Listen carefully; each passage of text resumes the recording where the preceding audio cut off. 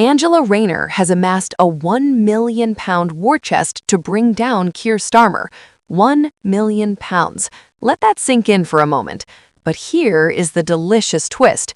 She has just been told that even if she succeeds, even if she manages to force the Prime Minister out of number 10, she will have to call an immediate general election. That is right. All that money, all that plotting, all that scheming, and the prize at the end might be a snap election that could wipe Labour off the political map. You could not make this up if you tried. Quick favor, if this Westminster drama is exactly what you are here for, smash that subscribe button right now. Over 92% of you watching have not subscribed yet. It is completely free, takes 1 second, and honestly means the world to us here at Westminster Brief. Hit that bell icon too so you never miss the chaos. Seriously appreciate it if you did. Right, back to the spectacular political implosion. So let us set the scene properly.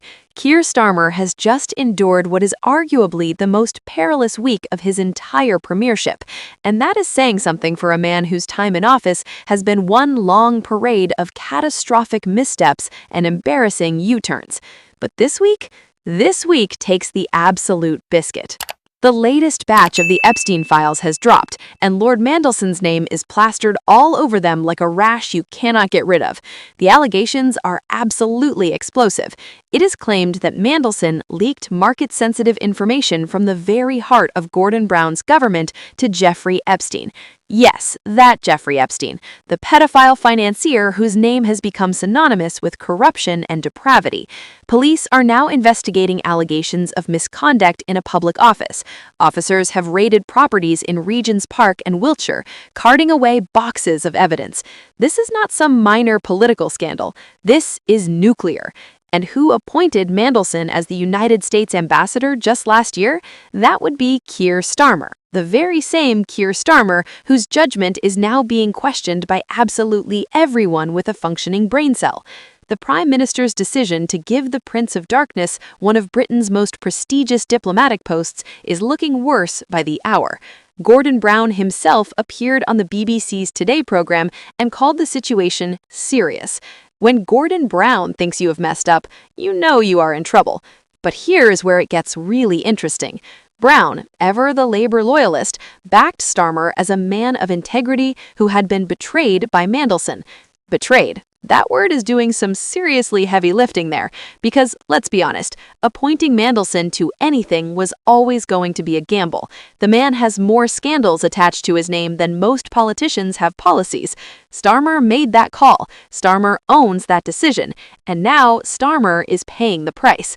Enter Angela Rayner, stage left, with a briefcase full of cash and ambition burning hotter than 1,000 suns. The former Deputy Prime Minister and Housing Secretary, now languishing on the backbenches after resigning over her own tax affairs last year, has reportedly built up a £1 million war chest. £1 million specifically earmarked to force Keir Starmer out of office. Think about the sheer audacity of that for a moment. She has fundraised, networked, and mobilized an entire operation designed to topple the sitting Prime Minister of her own party. Rayner is widely considered one of the frontrunners for the Labour leadership if Starmer steps down or is pushed. Red Ange has the union backing, the left-wing credentials, and the pure fighting spirit that Labour activists absolutely adore. She is a political street fighter, and she has clearly decided that now is her moment to strike, while Starmer is bleeding out politically. But hold on, before she starts measuring the curtains at number 10, she has been hit with a reality check so brutal it must have left her reeling. Senior Labour figures have now warned her publicly that ousting Starmer will backfire spectacularly. Why? Because she wouldn't have a personal mandate from the electorate, and in today's political climate, that is a problem you cannot simply ignore. A Labour figure who has served on Keir's front bench told The Telegraph something absolutely crucial. If you come in with a completely different agenda, then the country legitimately says, "We did not vote for this." Think about it. Starmer won on a specific platform. He presented himself to the British public as a certain type of leader with certain priorities. If Rayner swoops in and changes direction entirely, voters have every right to demand their say. Now, Rayner could theoretically claim constitutional grounds for not holding an election. Technically, she would be within her rights. Britain doesn't have fixed-term elections in the same rigid way other countries do. Prime ministers change between elections. It's happened before. But here's the catch. We live in a world of frenzied social media and 24-hour news cycles. The pressure would be absolutely relentless. The same labor source suggested that claiming constitutional grounds simply wouldn't be sustainable in today's media environment. Twitter would explode. Television panels would dissect it endlessly. The opposition would hammer labor day after day with accusations of illegitimacy. A cabinet minister, one of Starmer's allies, put it bluntly to the newspaper. The pressure for an election would be enormous. And that's Rayner's nightmare scenario, isn't it? She has spent £1 million building support, gathering allies, and positioning herself as the savior labor needs. She finally gets the top job. She walks into Downing Street, and then what? Immediate calls for a general election. The Conservatives would be salivating at the prospect. The Liberal Democrats would pile on. Reform UK would have an absolute field day. Nigel Farage would be on every broadcast slot available, demanding the British people get their say. Here's the brutal political reality. Labour's polling has been in freefall. The honeymoon period ended before it even began. If Rayner were forced into a snap election right now, there is a very real possibility that Labour would lose. Not just lose seats, potentially lose power entirely.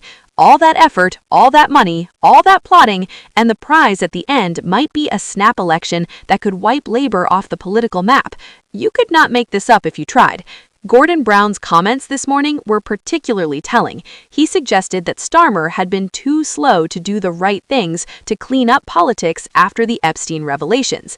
That's former Prime Minister speak for "you have monumentally cocked this up, mate." Brown knows exactly how damaging this is. He lived through his own share of political scandals. He understands that when something like the Epstein files drops and your ambassador's name is all over it, you need to move fast, move decisively, and move cleanly. Starmer has done none of those things. Police are currently sifting through boxes of evidence removed from Mandelson's properties.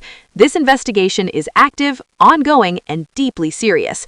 The allegations of misconduct in a public office are not going away. Every day brings potential new revelations. Every headline damages Starmer a little bit more. His judgment is shot. His authority is crumbling. His own party is circling like sharks who have smelled blood in the water. But Rayner's path to power is now fraught with enormous risk. The very thing she has been working towards could blow up in her face spectacularly. She might win the leadership contest, she might get the crown, but holding on to it, that's a completely different challenge. Without an electoral mandate, without public legitimacy, without the breathing room to actually govern, she would be a lame duck prime minister from day one.